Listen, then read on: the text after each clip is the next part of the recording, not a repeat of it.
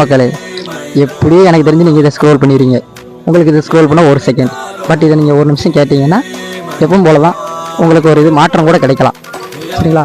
இன்றைக்கான கருத்து என்னென்னா, அதை மேலே இருக்க இதுதான், எல்லா துன்பத்துக்கு பின்னாடி ஒரே மருந்து சாதனை மட்டும்தான். அப்படி நான் சொல்லலை, பெரியவங்க சொல்லியிருக்கிறாங்க, நான் அதை கேட்டிருக்கிறேன்.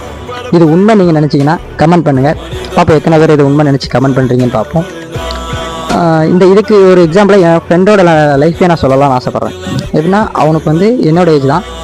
ஸோ அவன் வந்து ஒரு கட்டத்தில் வந்து காலேஜ் படிக்கச்சில் வந்து அரியராக தான் போட்டுட்டு இருந்தான். அவன் படிப்பான், பட் அரியராக போட்டு வச்சுருந்தான். ஸ்போர்ட்ஸ்லேயும் அவன் கான்சன்ட்ரேஷன் பண்ணலை, வீட்லேயும் கொஞ்சம் கடன். பட் அவன் வந்து இந்த அரியர் போட்டிருந்தது வீட்டில் வச்சு அவனை ரொம்ப பேச ஆரம்பிச்சான். அவனுக்கு ஒரு மாதிரி வீட்டிலே அவனை ஒதுக்குற மாதிரி அவன் ஃபீல் பண்ண ஆரம்பிச்சான். சரி, படிப்பு தான் வேண்டான்னு வேலைக்கு போனான். இப்போ காலேஜ் செகண்ட் இயர்லேயே அவன் வேலைக்கு போக ஆரம்பிச்சிட்டான். அப்படி அவன் வேலைக்கு போன இடத்துல எல்லாருமே அவனை வந்து மட்டம் தட்டி இதை பண்ண மாட்டான், அதை பண்ண மாட்டேன், அப்படி ஒவ்வொன்றா சொல்லி அவனை வந்து ரொம்ப ஒதுக்க ஆரம்பிச்சிட்டாங்க. அவனுக்கு அங்கேயும் ஒரு தனிமையாக ஃபீல் பண்ண ஆரம்பிச்சிட்டான். போகிற எல்லா இடத்துலையும் அவனை வந்து ஒதுக்குற மாதிரி அவன் ஃபீல் பண்ண ஆரம்பிச்சான்.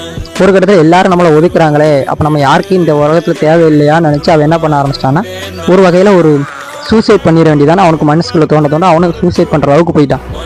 அப்போது அந்த சூசைட் பண்ணுற அந்த நிலைமையில் என்ன இருக்குச்சுல அவன் யோசிச்சிருக்கிறான், நம்ம ஏன் அந்த கஷ்டத்தெல்லாம் கண்டு போய் இப்படி ஒரு நிலைமைக்கு வரணும், நம்ம செத்ததுக்கப்புறம் வந்து ஒன்றும் நடக்க போகிறது கிடையாது. ஸோ நம்ம வந்து அந்த சாகரத்துக்கு பதிலாக அந்த கஷ்டத்தை நம்ம எதிர்த்துக்கொண்டோம்னா கண்டிப்பாக ஒரு வெற்றி கிடைக்கும். நம்ம அந்த இடத்துல யோசித்தான்.